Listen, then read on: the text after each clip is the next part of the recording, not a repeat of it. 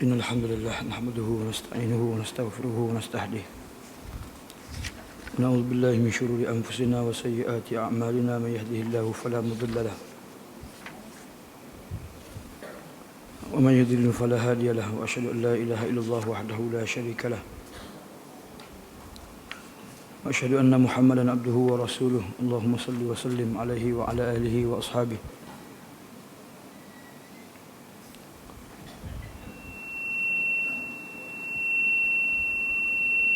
Assalamualaikum warahmatullahi wabarakatuh.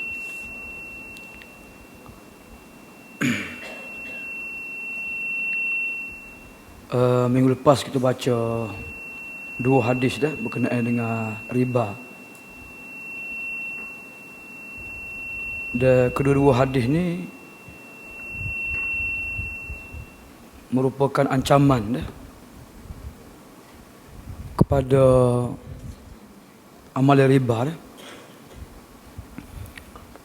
Hadis yang pertamanya laknat Rasulullah kepada orang yang makan riba dah. Dia orang-orang yang bantu bekerjasama untuk terlibat dengan riba dah. Dan yang keduanya, hadis yang keduanya Nabi sebut tentang cabai 73 cabai riba dah. Itu dua hadis yang menjadi ancaman kepada orang yang makan riba. Dan kita telah baca ayat-ayat Quran yang banyak berkenaan dengan haramnya riba. Dan riba ni haram bukan sahaja dalam Islam, bahkan kepada agama-agama lain. Agama Yahudi, agama Kristian pun haram riba. Sebab itulah mereka juga mendapat laknat kerana riba. Malam ni masuk pada hadis-hadis yang menjelaskan tentang bilakah akan berlakunya riba. Transaksi macam manakah akan terlibat dengan riba. Dia sebenarnya dalam sistem bank lah, pinjaman bank ni ada juga hak tidak riba pun. Antaranya ialah bila bank menggunakan sistem dipanggil baik murabahah. Baik murabahah. Baik murabahah ni gini. Kita royak ke bank, kata bank aku nak beli rumah ni. Nak beli rumah banglo ni. Harga dia 400,000. Dah. Tapi aku tak nak pitih. Aku nak suruh membeli, lepas tu aku beli dengan mu pula. Tak apalah aku bayar lebih, tak apa. Dipanggil baik murabahah. Baik murabahah ni harus boleh. Contohnya sayang kita nak pergi Mekah ke, sayang kita nak pergi mana-mana ke, dia kata tolong belilah barang ni. Tak apa aku bayar lebih. Mau beli harga 1,000 aku bayar 1,500 kamu. Oh padalah 1,500 tu mau ambil untung 500 tu. Kalau aku rugi pun parut juga tekek dah. Ataupun aku puh sapat tahu lagi. Jadi baik murabahah ni boleh lah. Jadi kalau bank betul-betul guna sistem baik murabahah harus.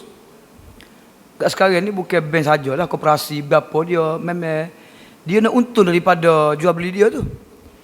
Jadi perjanjian antara pembeli dengan bank tu dipanggil al-amir bil bai'. Maksudnya orang hak suruh bank supaya beli barang tu. Jadi bila bank beli, jadi orang hak suruh bank beli tu dia kena setujulah. Kalau tidak rugi saja bank beli tiba-tiba tak boleh beli pula. Dah. Jadi ada syarat-syarat dia lah. Jadi kena memenuhi janji dah. Kena memenuhi janji bahawasanya dia setuju akan beli rumah ni dengan harga begitu-begitu dah. Jadi bank akan beli rumah tu dengan harga 300,000 cash. Kemudian bank akan jual balik kita dengan harga 400,000 ke 500,000 ke sebab kita bayar asuran. Dah 10 tahun 15 tahun dah. Jadi ribanya apabila tak dibayar hutang. Tak dibayar hutang, maka naik bunga dah.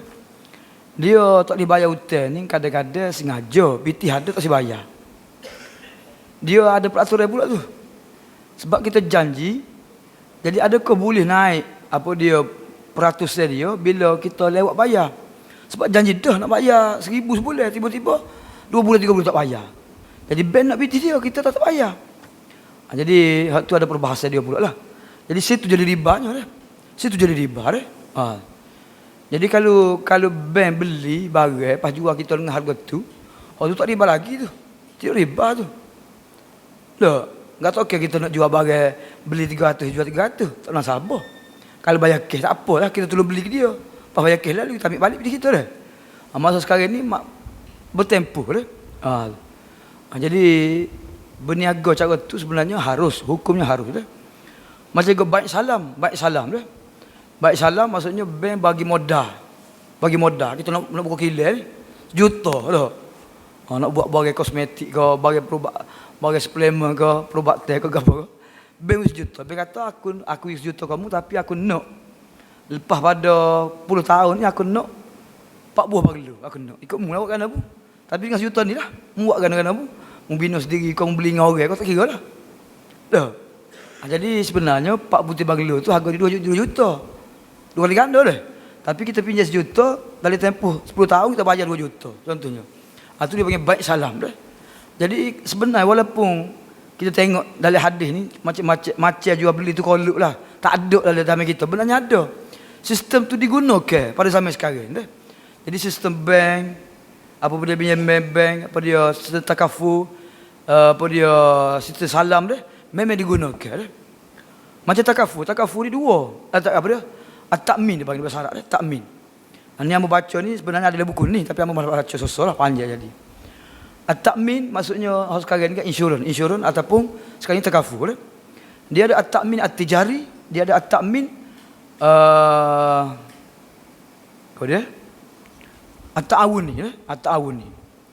Maksud at-ta'min learning kalau ta'min ta'awuni panggil takaful ya.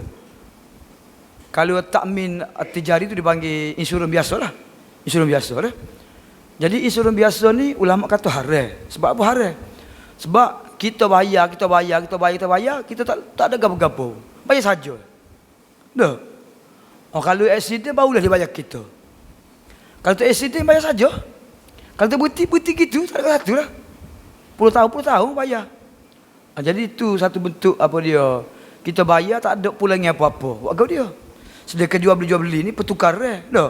Dapat manfaat kau, dapat barang kau dah. Jadi takaful ni dia sistem lain. Takaful ni sekarang takaful ni dia ada dua. Satu takaful maksudnya kita boleh dapat ganti rugi daripada kemalangan kau sakit kau. Yang kedua, kita niat sebahagian daripada sumbangan kita bayar tu kita beri sumbangan kepada tabung lah. Maksudnya tabung tu akan diberikan kepada orang yang ditimpa musibah. Dia kemalangan kau, anak dia mati kau, accident ke apa kau. Tu takaful dah. Jadi takaful ni boleh. Sebab apa? Sebab niat dia, akad dia lain daripada dengan apa dia ta'min at-tijari, dengan insurans biasa dah. Tu hak disebutlah dalam huraiah ni lah. Hamba nak baca sosok jadi panjang pula dah. Jadi malam ni kita akan baca hadis-hadis apakah apa dia transaksi yang menyebabkan kita terlibat dengan riba dah. Dan bila kau terlibat dengan riba dan macam mana nak mengelak daripadanya dah. Kita ada banyak hadis ni, ada 7 hadis berkenaan dengan riba dah. Jadi kita baca hak sempatlah. Muka surat 398 dah. 398. Dia sebenarnya bab kewangan Islam ni hak diajarnya di universiti-universiti lah. Dah. Orang tak ngajar di masjid ni. Dia tak ngajar. Sedangkan sistem kewangan ni apa dia transaksi ni terlibat belaka. Tak kira orang kampung ke, kakak KJL ke, swasta ke, peniaga semua terlibat belaka. Dah. Dia kalau mengikut 27 lah, 275 dia kata benda fardu ain ni ialah benda hak dia terlibat. Nak tahulah. Bukan fardu ain ni macam semaya puasa saja. Kalau kita semaya puasa tak makan tak minum tak apa. Tak terlibat apa dia. Tapi kita terlibat dengan peniaga, terlibat dengan pinjaman, terlibat dengan kau tu dengan kau ni, beli kau tu beli kau ni, jual kau tu jual kau ni. Maka kita juga kena tahu. Sebab itulah kalau orang tak tahu bab riba ni, memang kalau peniaga dia akan terlibat dengan riba. Dia akan terlibat dengan riba. Jual beli mah perak kau, pertukaran mata wang kau, dia buat pinjaman kau, dia jual beras kau, jual makanan kau, terlibat dengan riba. Sebab apa? Sebab dia tak tahu.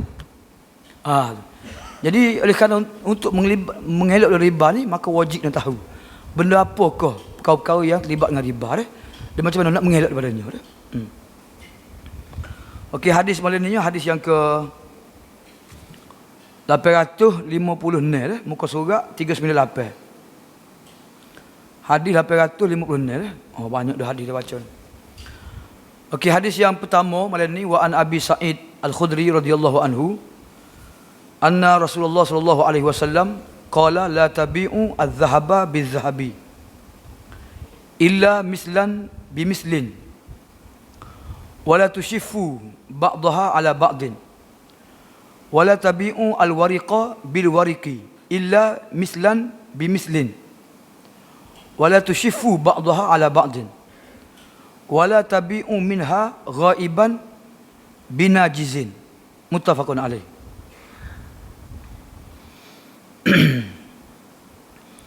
Daripada Abu Sa'id Al-Khudri radhiyallahu anhu bahawa Rasulullah sallallahu alaihi wasallam bersabda, janganlah kamu menjual emas dengan emas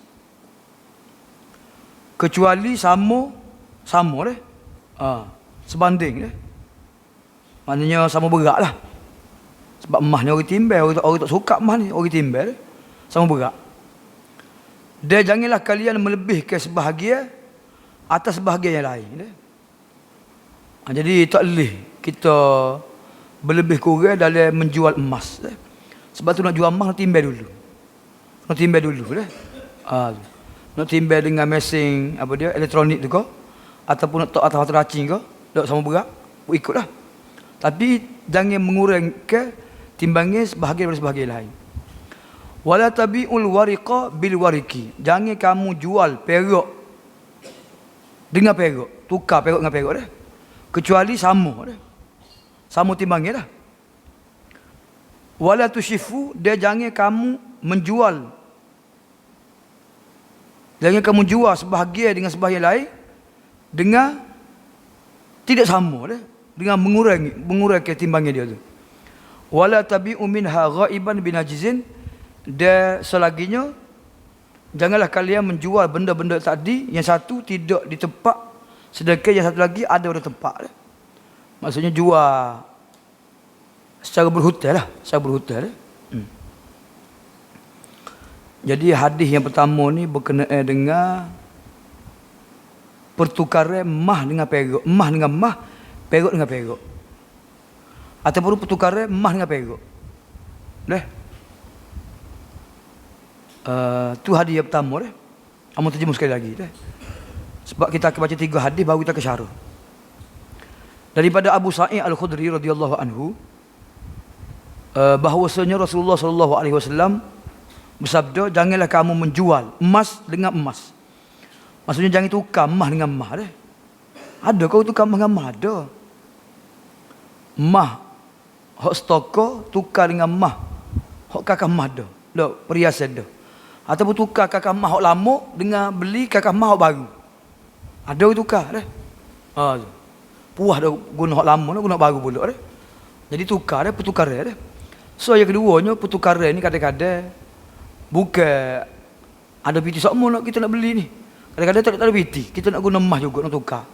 Jadi boleh tapi syarat dia nya 2 perkara. Pertama, kena sama banyak, sama tak sama timbangan. Yang keduanya, kena cara cash. Yadan biadin. Kena cara cash tak boleh. Mau ambil dulu rumah aku, apa aku esok lusa aku minggu depan aku tak boleh Tak boleh berhutang, kena bayar cash juga. Jangan kamu jual emas dengan emas kecuali sama Sama maksudnya sama segi sukat berat timbangan dia. Dan jangan kamu kurang ke sebahagian atas sebahagian lain. Jangan kamu jual perak dengan perak kecuali sama timbangan dia.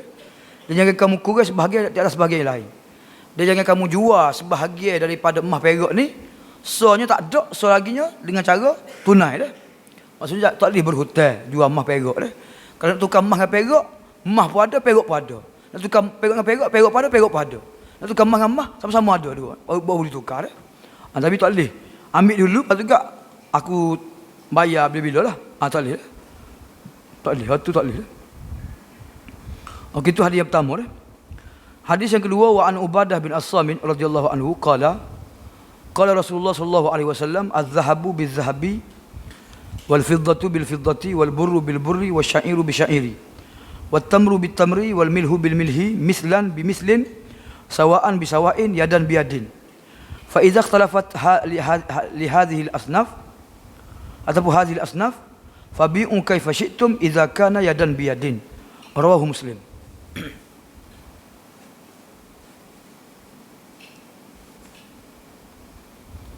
Daripada Ubadah bin As-Samit radhiyallahu anhu, dia berkata,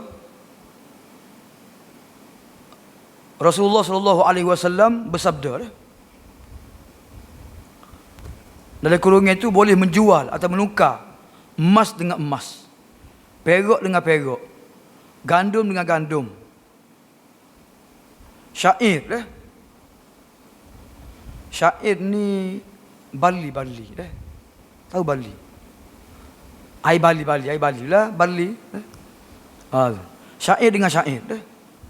Ada setengah kata syair ni gandum hok butir-butir macam beras tu. Maksudnya gandum hok belum lagi di mesin jadi hacur macam kita gunalah. Gandum hok butir-butir. Kurma dengan kurma. Garam dengan garam. Maksudnya harus jual beli dia tukar ni dengan syarat semuanya harus sama. Maksudnya kalau timbel sekali dengan sekali. Timbel apa dia kalau suka segatai dengan segatai. Contohlah. Sama harus sama dah. Dia kontan Kontan ni maksud dia nya tunai kontan ni tunai. Secara tunai banyak pertukaran secara tunai. Dan apabila jenis yang berbeza, maka juallah sesuai kehendak kamu dengan syarat tunai Amal tujuh muka Melayu lah. Orang ni Indonesia. Daripada Ubadah bin As-Samit radhiyallahu anhu, sabda Rasulullah sallallahu alaihi wasallam, Nabi kata harus jual beli ataupun berlaku pertukaran emas dengan emas, boleh. Perak dengan perak, boleh. Gandum dengan gandum, barley dengan barley, boleh. Tamar kering dengan tamar kering, boleh. Gandum dengan gandum, boleh. Tapi dengan syarat sama-sama banyak. Sama suka teh, sama timbangnya. Mislan bimasalin sawaan bisawain. Sama lah maksudnya. Yadan biyadin, tunai, secara tunai cash. Apabila jenis yang berbeza, emas dengan perak, perak dengan emas, ataupun gandum dengan barley, ataupun barley dengan kurma, atau kurma dengan garam, maka belilah, jualah sesuai mengikut kehendak kalian. Hak ni 2 kilo, hak ni 1 kilo. Tamar 1 kilo, gandum 2 kilo, tak apa, tak masalah. Gandum tamar 2 kilo, garam 4 kilo, boleh, tak masalah. Walaupun sama-sama banyak ribawi, tapi boleh sebab berbeza Tapi dengan syarat cash, tunai lah. Maknanya ambil garam 3-4 kilo, mari dah 2 tamar 2 kilo boleh Tapi kalau ambil garam, lepas tu tamar aku bayar 2 kilo mula-mula lah pula. Tak boleh aku kena bayar cash. Tu hadis yang kedua Hadis yang kedua. Jadi hadis yang kedua ni, riba bukan sahaja emas perak. Bahkan riba ni emas perak daripada makanan utama. Contohnya gandum, beras, buah tamar boleh simpan lama. Garam, barley, hak ni makanan Jadi makanan ni maksudnya makanan hak boleh simpan lama. Dia makanan hak bertimbang, hak suka. Dia ada juga makanan hak tak timbang, ada juga Jadi makanan sini maksudnya makanan hak bertimbang hak suka.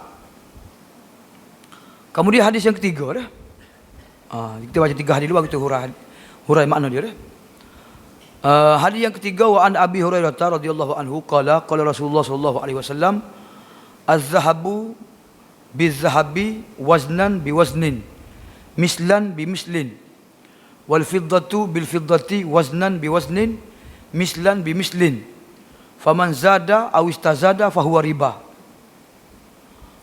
Daripada Abu Hurairah radhiyallahu anhu, sabda Rasulullah sallallahu alaihi wasallam, Nabi kata emas dengan emas sama-sama kena timbang dah.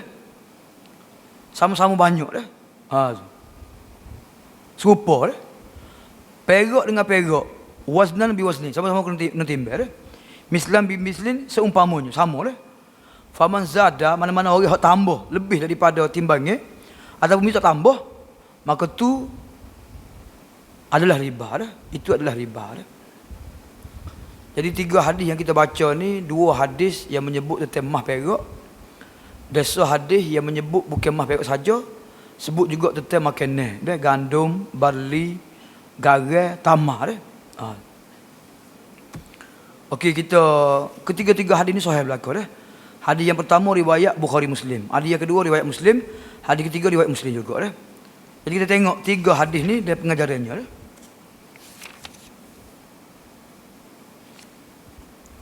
Pertama sekali, ketiga-tiga hadis ni merupakan sandaran pada bab riba dah, tajuk riba. Ni dikira dalil yang utama lah. Kerana hadis ni menjelaskan dan menerangkan hukum hakam dan syarat-syarat berlakunya riba. Iaitu riba ni apabila menjual sebahagian sesuatu, emas dengan emas, perak dengan perak, jenis yang sama dah, ataupun jenis yang berbeza. Kemudian bila berlaku riba? Okey, sekarang ni emas dengan emas, bila berlaku riba? Emas dengan emas boleh berlaku pertukaran ke tak? Boleh dijual beli ke tak? Boleh dah. Tak adil lama sebut tadi, emas lama dengan emas baru. Dah. Ataupun emas hak stokor dengan emas hak siap dah perhiasan dah.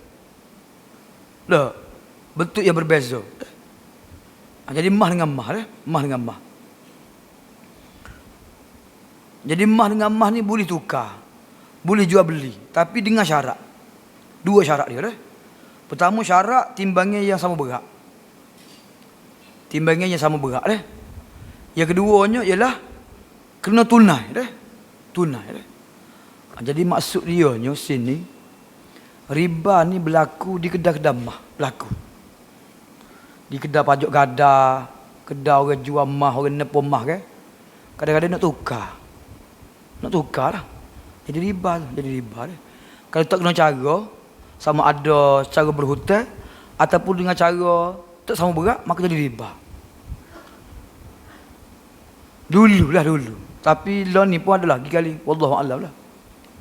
Orang-orang yang ada pitih ni, Tok Peraih contohnya, dia suka beli emas. Dah, amba dulu pun ada Tok lah ni pun ada tok sebelah orang tenor dah. Memang dia ada pitih, dia suka beli emas. Kemudian orang nak beli emas dengan dia jual lah. Lepas bayar ansur ke dia. Jadi dia jual tu dengan harga mahal sikit lah daripada harga dia beli. Jadi jual beli emas dengan cara ansuran tak boleh.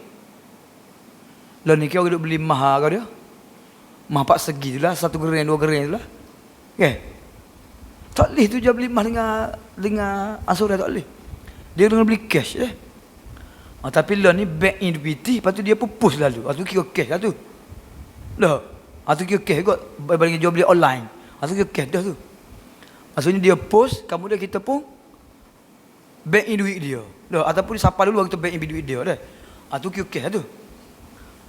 Tapi kalau kita terima dulu emas, kemudian kita bayar ansuran dia sekali ke 2 kali ke, 50 riyal sebulan ke contohnya, tu jadi riba dah, jadi riba. Jadi hak kapur-kapur ni memang berlaku. Memang berlaku ni. Jual beli emas cara ansuran memang berlaku dah. Jadi walaupun tukar pitih dengan emas sekalipun jadi riba juga dah. Emas dengan emas pun riba juga dah. Yang kedua, perak dengan perak pun sama juga. Boleh tukar perak dengan perak, boleh tukar. Tapi dengan syarat lama ko, baru ko, ada betul tak ada betul ko, kena sama berat timbangnya dia. Kalau emas ni emas jenis lain kan? Emas 9, emas 10, emas 11, emas 12. Tak. Dia sebenarnya di pasaran ni harga berbeza tu. Sebab emas ni harga dia punya kematangan dia tu lebih sikit, ni lama sikit, ni baru sikit. Kalau segi pasaran harga dia berbeza. Tapi kalau nak tukar, kena sama berat. Kalau nak tukar, tak boleh tukar. Ni emas 9, ni emas 10. Emas 10 ni Dia 10 gram tak apa dah, tapi emas 9 kena banyak sikit. Baru boleh tukar. Tak boleh. Kena sama banyak. Kena sama banyak. Tu. Kena tukar lah. Kalau nak tukar, kalau tak sale jadi riba, boleh. Kita beli dengan PT. Dia emas 10 dia. Aku beli emas 10 mu, 10 gram tu dengan harga berapa? Dengan harga 1,000. Kita pun jual pula emas kita pula. So emas 9 ni 10 gram juga dengan harga 900. Tak apa gitu. Lepas tu kat tu cucu dia 100 riyal lagi. Dengan PT siapa? Tapi dengan tukar gitu tak boleh. Kecuali kena sama banyak dia tunai. Sama berat dia tunai boleh lah. Tapi kalau jual beli dengan PT tak apa. Hak ni nak kita jual 10 gram harga 900. Kita beli dengan dia 10 gram juga tapi harga 1,000. Sebab emas kita ni emas 9, emas dia emas 10.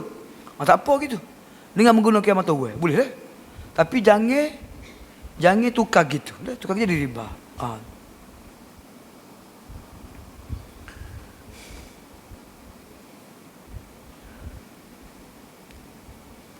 Jadi dalam 3 hadis ni Nabi sebut 2 perkara. Pertama anak kedai, yang kedua al-matu umat. Anak kedai ni maksud dia emas perak. Dulu emas perak ni jadi mata wang, mata wang. Emas perak dulu jadi mata wang lah. Dan sampai sekarang ni pun masih jadi mata wang lagi emas perak ni. Sebab itulah wang kertas sebenarnya sebagai ganti pada harga nilai emas sebenarnya dah. Sebab itulah zakat pun dia jadi tukar zakat. Nisab dia bertukar, kemudian harga zakat pun berbeza mengikut harga emas. Kalau ni harga emas makin mahal. Jadi zakat 14,000 guna zakat. Dulu emas murah ya, 10,000 guna zakat dah. Betul tak? Jadi sekarang ni duit ni sebenarnya bernilai atas asas emas lah. Sebab itulah emas ni zaman Nabi dulu, bahkan sebelum zaman Nabi lagi guna emas, perak. 1 dinar, 1 dirham zaman Nabi boleh beli kambing seekor zaman kita sekarang ni. Sama ya. Serupa ya. Nilai dia tak jatuh. Nilai kita ringgit jatuh parak. Dah. Pergi Mekah baru ni 8.2. 100 riyal boleh 82 riyal. Allahu Akbar. Dah lah makan ni makin mahal. Dah PT makin murah. Allah. Dah. Sikit habis kita boleh dah. Ada setengah-setengah kedai tu 75 riyal. Ada setengah memang ada setengah-setengah kedai tu. Tapi kita tak cerdik kita tukar jugalah. Dah. 82 riyal lah standard dia, 82 riyal. 82 riyal dengan ringgit 100 riyal.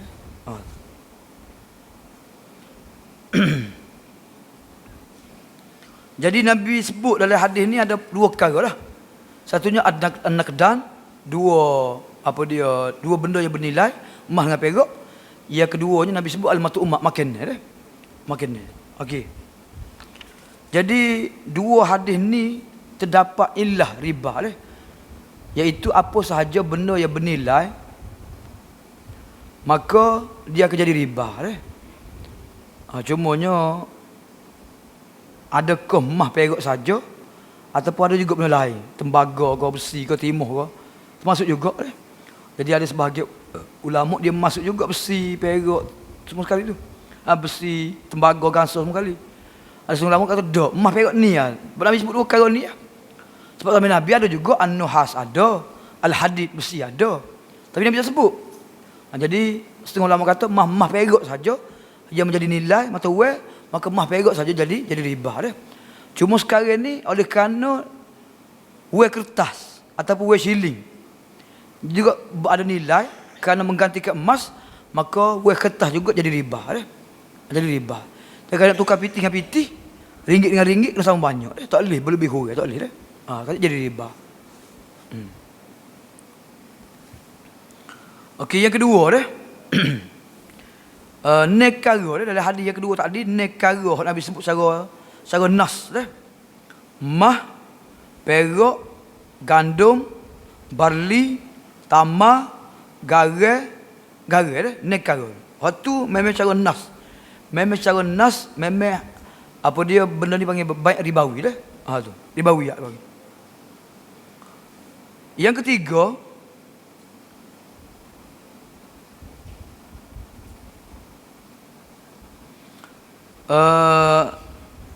bila kita nak tukar jenis yang sama, emas dengan emas, gandum dengan gandum, maka disyaratkan pada akad 2 perkara. 2 kargo syarat dia. Berlaku ke dok tukar gandum-gandum ni? Berlaku je. Sebab gandum ni banyak jenis gandum ni. Kita pergi ke Maidin ke apa dia Tesco ke. Ada gandum buat capati. Ada gandum buat tosai.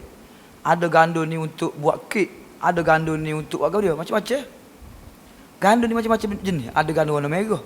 Ada gandum warna putih dah. Ada gandum ni apa dia? Macam-macam gandum dah. Kasar, halus. Jadi oleh kerana tanah harak ni dan negara-negara lain lah, gandum ni menjadi makanan utama mereka dah. Jadi orang hok nego gandum pun banyak dah. Orang sipil gandum pun banyak. Orang tanam gandum pun banyak juga dah. Kadang-kadang mereka nak merasai gandum hok jenis lain dah. Jadi oleh kerana mata wang mereka ni terhak, mereka terpaksa tukar dengan cara tukar sistem batas lah. Sampai dulu kan mata wang ni terhak dah. Kita ni mata wang banyak, mata wang tak ada masalah. Jadi mata wang zaman dulu terhak, paksa mereka tukar dah. Jadi oleh kerana berlaku pertukaran gini, maka Nabi sebutlah tak boleh tukar kecuali sama banyak dah. Tak kira lah gandum tu gandum gapo pun, gandum grade A ke grade B ke, kalau A dengan B pun kena tukar kena sama banyak dah. Kena tukar gandum dengan gandum, nak tukar mah dengan mah, 2 syarat kena dah. Yang pertama at-tamasul. Maksudnya sama dia punya timbangan, sukat dia dah. Tu. Bahkan Nabi larang la tushifu, jangan kurang dah. Yang keduanya at-taqabud, kena tunai dah. Kita bui hak kita, dia bui hak gandum dia dah. Tu. Bahkan Nabi larang kita jual hak ni hak ada, hak solat kita tak ada. Tak boleh Nabi larang dah. Tunai dengan berhutang tak boleh dah. Mesti dengan tunai dah. Tu. Kalau berhutang dengan duit tak apa. Amu ambil gandum demo dulu. Dak segun ni dengan harga 100 riyal, faham bayarlah esok lusa. Boleh. Tapi kita kata tak apalah, hamba tukar gandum demo dengan kawin dah. Nak tukar gandum dengan gandum. Tapi hamba bagi tengoklah seminggu lagi ke 3 hari lagi ke, tak boleh. Hal tu tak boleh dah. Berhutang dengan duit tak apa. Tapi berhutang dengan gandum juga tak boleh. Sebab apa? Sebab ni wallahu alam lah. Yang keduanya mungkin jugalah wallahu alam, gandum ni makanan utama, kadang-kadang dia naik harga dah. Naik harga dah. Jadi bila kita berhutang, nilai dia jadi jatuh ke, dia naik ke, dia lain-lain dah. Jadi menyebabkan berlakunya perbalahan dan sebagainya dah. Jadi kalau nak tukar beras dengan beras sekalipun kena sama banyak. Beras Malaysia dengan beras basmati contohnya. Tak boleh sama banyak ke? Berapa sama banyak? Basmati 10 kilo. Beras Malaysia 3,5 kilo. Walaupun dah tak boleh dah. Kalau nak tukar lah, kalau nak beli tak apa. Okey, kalau nak beli beras basmati dengan demo 10 kilo dengan harga 100 riyal. Dia pun ya, amu nak beli beras dengan demo 30 kilo beras Malaysia dengan harga 1 riyal juga. Tak apa gitu. Kita pun tolak beras kita dia tak. Dia pun tolak kita. Satu sama satu, tak apa. Atas nilai harga ringgit, bukan tukar beras tak. Dah? Kalau tukar beras dengan beras memang tak boleh. Dah? Tu dengan perga harga ringgit dah.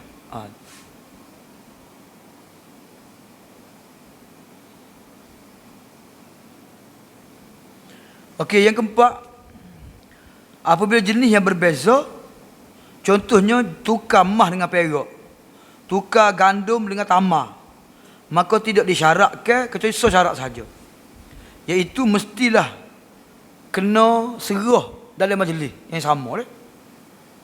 Sekarang ni kita nak makan tamar 2 kilo dah. Kita ada gandum kedai sebelah-sebelah. Orang jual tamar nak ke gandum, kita nak ke tamar. Kita dah tukar dengan dia. Jadi tukar gandum dengan emas tak ada masalah. Kita kata saya bagi tamar saya 2 kilo. Tamar ke dia? Tamar ajuah tak? Amba nak gandum demo 10 kilo. Tak apa, tak ada masalah. Dia setuju. Boleh. 2 kilo dengan 5 kilo, 10 kilo. Tak apa dah. Sebab memang harga berbeza pun. Tapi kalau nak tukar juga boleh. Kena cara tunai. Tunai dah. Dengan cara tunai. Gitu juga kalau tukar emas dengan makanan.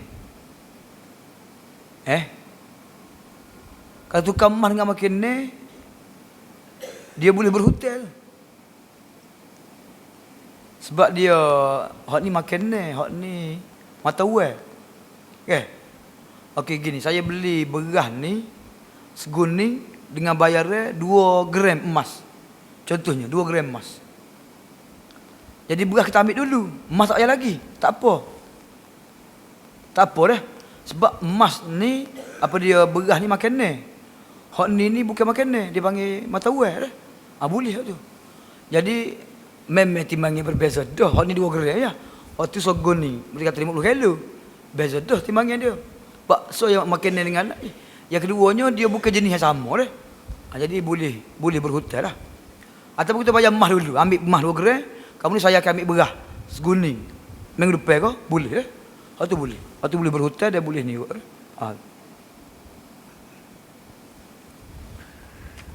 Yang kelima dah.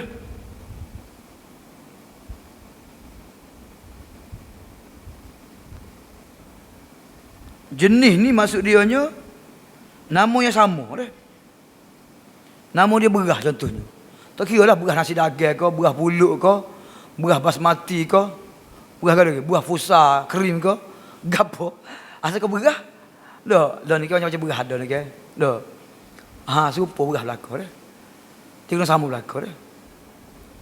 Jadi kita tanya apa tak berlaku kau benda ni? Dah. Berlaku tak berlaku wallahu alam lah. Kita tertanya kita kedai Siti Khadijah ni kau jual beras banyak dak. Tertanya dia pernah berlaku dak tukar beras dengan beras. Pernah berlaku ke dak? Tertanya dia dah. Tu wallahu alam lah. Tapi zaman Nabi dulu memang berlaku. Ataupun di negara-negara hak rakyat dia ramai, hak apa dia pasar dia besar-besar, memang berlaku tukar-tukar ni, memang berlaku. Memang berlaku dah. Cuma tempat kita ni mungkin kita ni banyak menggunakan mata wang belaka. Memang kita tak tukar pun dah. Jadi jaga-jaga berlaku lah pertukaran ni. Zaman dulu memang berlaku. Zaman dulu piti payah. Dah. Jadi orang duduk nanai beras, nanai padi, dia nak tukar dengan ubi kayu kau dengan kambing kau dah. Memang berlaku. Memang berlaku lah.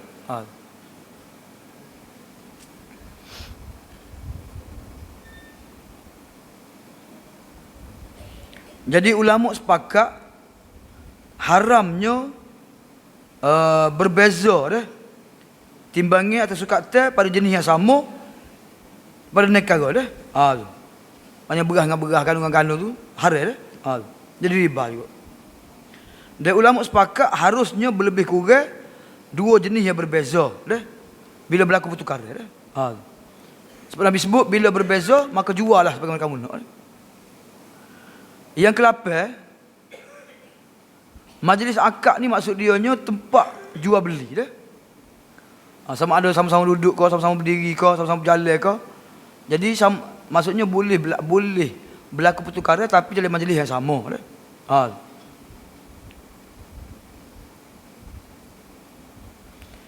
Jadi bila benda yang dijual tu jenis yang sama, maka kena pastikan sukatan dia timbangnya pun betul-betul tepat dah. Betul-betul tepat dah. Kena timbang dah maksudnya. Kena timbang, tak ada agak-agak lah. Ginilah saya mau ambil beras kawan ni sogon ni. Kami buat ambil beras dalam sogon ni. Kira tak apalah lebih kurang gitulah. Tak boleh dah. Kena timbang dulu. Timbang hak ni pula. Kena timbang sama banyak. Tak boleh lebih kurang dah. Dia hatta tak boleh tukar hak basah dengan hak kering. Tak boleh tukar tamar hak kering tu dengan rutak. Tak boleh tukar. Tak boleh tukar. Sebab apa? Sebab tak tahu. Kalau sama-sama sekali pun tak boleh juga. Sebab hak basah ni bila dia kering jadi kurang pada harga pada timbangan sebenar. Tak boleh juga dah. Macam kita agak padi dengan beras lah lagi tak boleh. Dah tak boleh tukar padi dengan beras. Sebab apa? Padi ni dia tak ada kulit dah. Berasnya ada kulit lagi. Tak boleh tukar dah. Kalau nak tukar juga nak tahu beli lah. Aku beli beras mung dengan harga 100. Okey, aku beli padi dengan mung dengan harga 200. Gitu dah. Kalau nak tukar juga kena sama-sama beras. Dah. Sama-sama beras.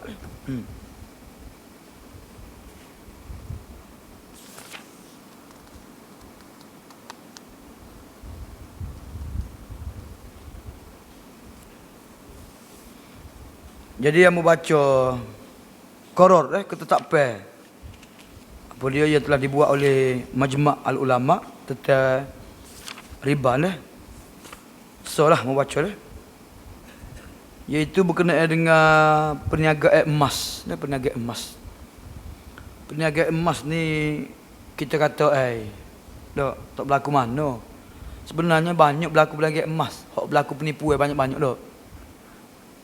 Orang niaga emas. Dulu ke ada pelaburan emas dulu ke. Orang beli emas di India ni. Orang India ni kaya sungguh. Ustaz Syahari, guru saya, dia cerita lah. Dia pernah pergi India. Dia kata orang India ni kaya sungguh. Dah. Di rumah dia tu, punya kaya dia, kita tengok di turun step, kita tahu dah. Kalau dia kaya tu, tali. Hak dia makan daripada emas juga. Tali dia tu, emas juga. Dah.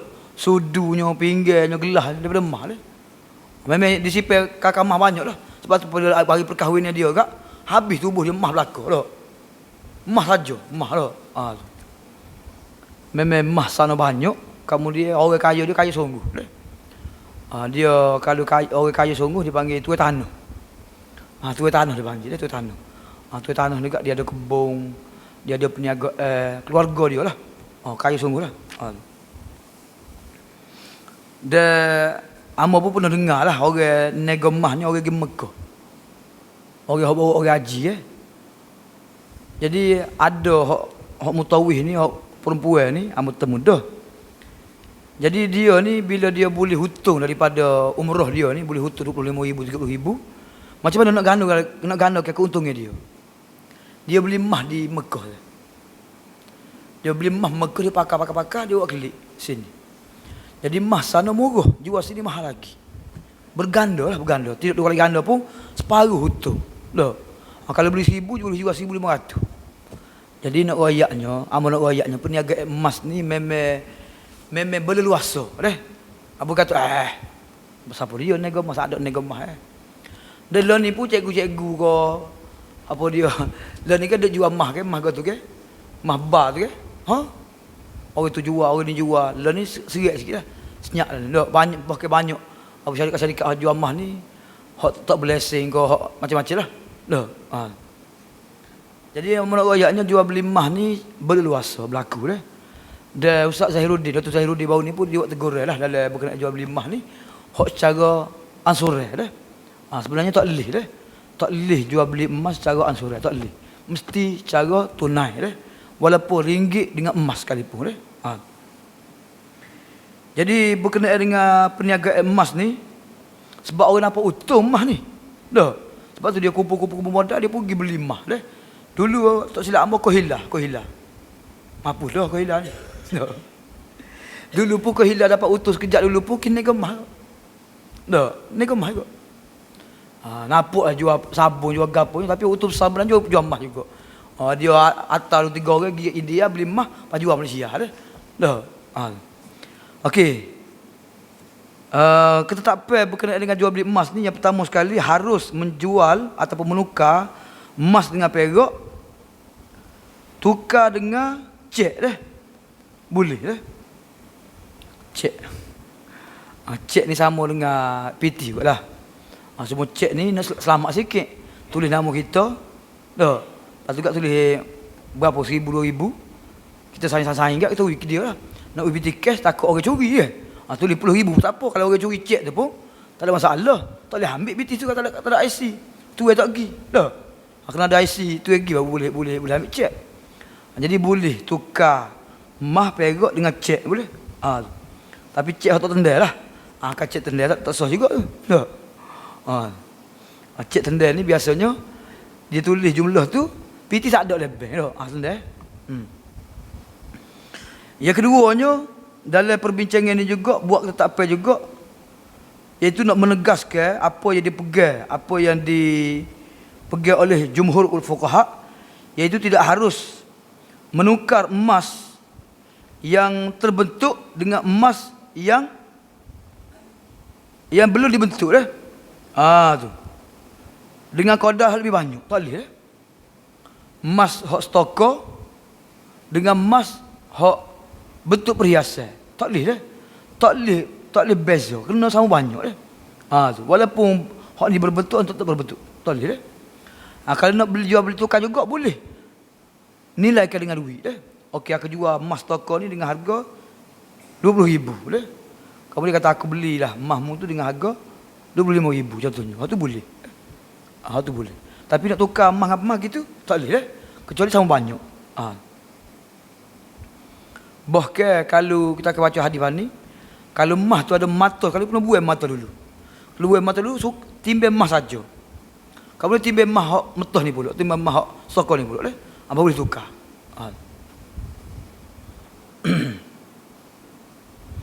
Jadi tak dikira apa dia emas sajalah, emas 10 kau emas belah kau tak kira dah.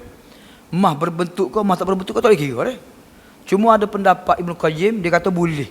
Sebab dia kata kalau emas terbentuk tu dia bayar dah pada tukar tu. Dah.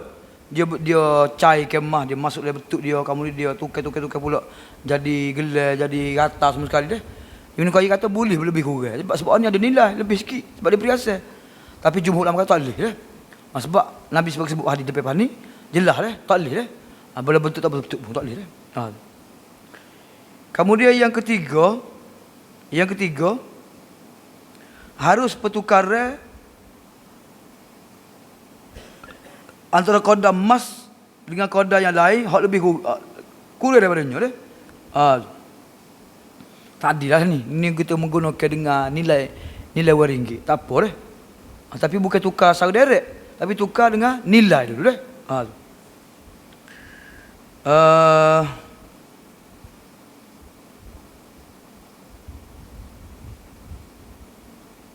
Jadi bentuk-bentuk dah pertukaran tu banyaklah. Banyak dah. Lah ni kalau kedai emas lah ni dia tulis, dia kata dia kami membeli ada surat gadah beli surat gadah. Lepas tu juga kalau kita pergi kedai emas, dia ada orang tak berai jual emas. Jadi setara mana apa dia? Kadang-kadang kita parut kita parut tak lebih hati. Kita pun nak jual emas kita. Kita jual, tanya pada kedai emas lah. Dia pun timbang emas kita, dia tengok emas kita. Dia pun nilai berapa tak. Kemudian sebelum kita nak pergi tu, ada tok berai 2-3 orang kaki lima tanya nak jual emas ke? Jual kita berapa ni? Kita beli RM500. Dah. Jadi hatu tu laki kau kat tu. Dah. Atas sidik bodoh kita lah. Kalau kita tak sidik kita jual murah-murah tak. Sebenarnya harga semasa tu ada sebenarnya harga semasa lah. Cumanya tukar emas ni dia nak untung juga, dia beli murah sikit kita. Sebab dia nak jual mahal lagi dah. Jadi kalau dia beli harga semasa dah, nak jual harga lebih tak boleh lah dia nya. Jadi mungkin tukar emas tu dia beli kat kita tapi dengan harga murah sikit dah. Tok berai ni beli murah lagi. Dah, murah lagi. Gitu. Jadi soh jual belinya tapi atas sidik bodoh kita lah. Dah. Jadi kita cari kedai hak paling mahal sekali. Sebab kita nak pitih dah. Tu. Ataupun kedai gadah. Lah ni orang gadah emas lah. Dah. Gadah ni maksud dia ambil pitih dulu, dia tak emas. Bukan dia jual emas dia tu. Maksudnya dia akan ambil dari tempoh tertentu, dia akan tebus balik emas dia. Dia akan bagi surat lah. Cumanya oleh kerana dia sipes itu dia kena ke bayar dia. 2 bulan, 3 bulan contohnya. 3 bulan dia cah lah 100 hia ke. Hak tu boleh lah tu. Memang arwah nak guna lah. Cuma bila siapa tempoh tak boleh bayar. Hak tu jadi tu tajuk arwah nak pula lah. Tu kalau gadah hak tidak Islam dia akan boleh dia. Hanggu dia. Kalau gadah hak Islam ni dia tak boleh hanggu. Dia kena jual, kemudian dia dicucuk balik pada orang hak gadah, cucuk balik lah. Tu sajalah hak sempat kita sebut malam ni berkenaan dengan riba, hak terlibat dengan emas perak lah. Jadi hak isu-isu hak panjang lebar sini insya-Allah hamba royak minggu depan lah. Hak hamba boleh royak insya-Allah lah. Wallahu alam, sallallahu ala Muhammad wa ala alihi wa baraka wasallam. Ada soalan ke?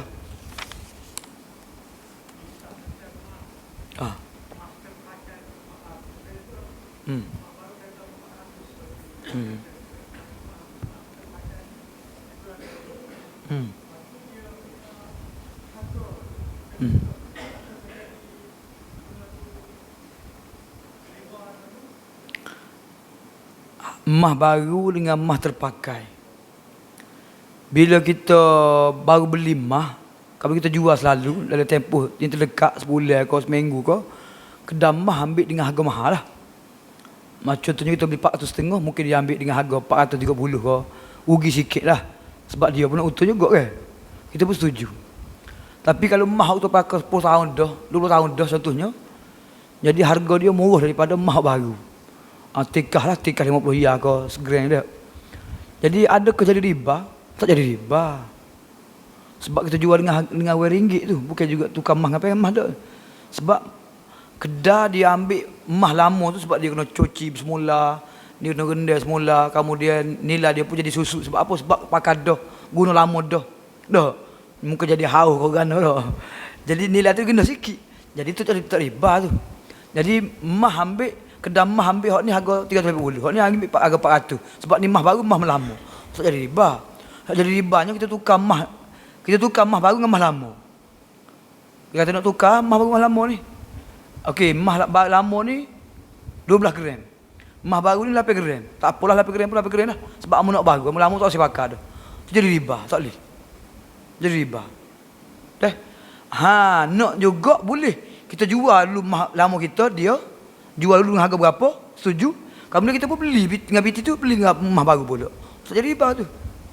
Tapi kalau tukar terus, jadi riba. Tukar tu jadi riba. Jadi kena guna RM2 dulu lah. Barulah. Kalau nak beli, kasih beli tak apa. Tak salah.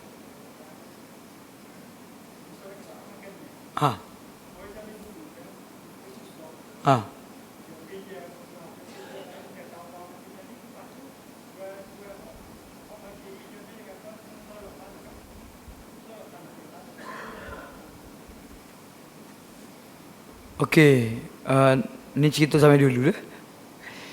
Cerita sampai dulunya orang tu berhutang minjam dengan orang. Akhirnya tak boleh nak bayar. Lepas tu kan orang hak dia berhutang tu pun tanya dia lah, tahu dia gini lah. Dah hutang mu aku banyak dah, 400 riyal dah. Mu tolak tanah mu sikit kat aku. Dah, mu tak boleh bayar kak. Sebetulnya juga. Kat dulu memang tanah murah. Tanah murah dulu. Dah. Amu ingat tu ambo dia beli tanah. Tanah hak ada sekarang lah. Muak 5 butir ni buah rumah. 400 riyal dia beli. 400 riyal dia beli rumah. Moga orang pak piti kan. Enggak dulu orang tanah banyak. Dia beli dengan tok ambo juga. Tok tua dia dia. 400 riyal. Mungkin kerana tok tua kau kan kau. Atau memang dulu tanah banyak dia murah harga. Boleh tak salah. Tak ada masalah. Cuma janganlah menganiaya dah.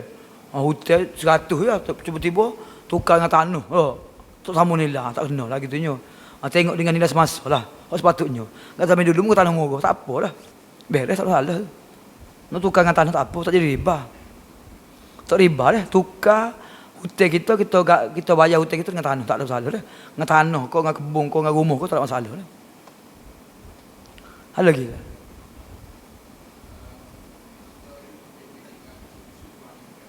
Okey.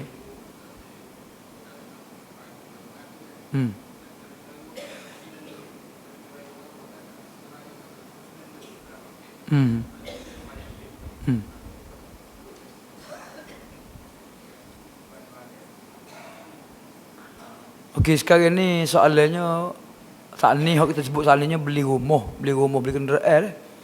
Sekarang ni kita pinjam duit buat personal loan dah. Duit tu sebenarnya kita nak guna juga dah. Sama ada nak beli barang ke ataupun nak melancong ke. Dah. Macam mana personal loan dah? Dia kalau bank dia kira dia kan dia kira baik tawarruk dia panggil, baik tawarruk. Memang dia ambil faedah juga tapi dia panggil baik tawarruk. Baik tawarruk ni gini je. Baik tawarruk ni gini. Contohnya kita beli barang dengan orang. Dah. Gini. Saya beli tanah dengan dia ni dengan harga 50,000. Tapi bayar ansuran 500 bulan. Lepas tukar milik tu, terus saya pun jual tanah orang lain pula. Boleh cash. Sebab cash tu memang harga tu murah sikit lah daripada hak kita belinya. Tapi kita nak guna PT ni lah. Dia guna sistem tu lah. Sistem tawarruk tu lah dia gunanya. Jadi dia guna hak punya personal loan ni dia guna secara sistem tawarruk dia panggil lah. Jadi tawarruk ni hukumnya harus. tawarruk lah.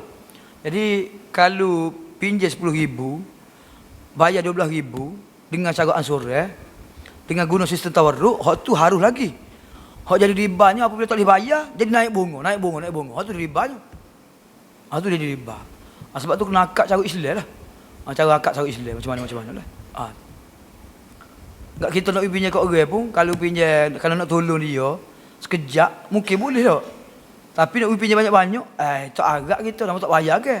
Jadi bank ni, sebab tu bank bila nak pinjam dia nak ko gerai tanah ko, gerai kereta ko, dia nak penjamin ko, gon ni ko, nak apa selit gaji ko. Sebab apa? Sebab dia nak jamin dia lah. Kalau kita tak bayar, dia akan potong dengan hak ni lah. Tu dia nak jamin dia tu. Jadi dia pun, mungkin kita bayar ansur dia nak untung. Tak kena duit saja. Lah, sebab orang melabur dengan dia. Jadi tu dia panggil, dia guna sistem tawarruk, dia panggil tawarruk dia. Tawarruk beli secara berhutang, kamu jual cash, kamu beli PT. Lepas tu lah guna.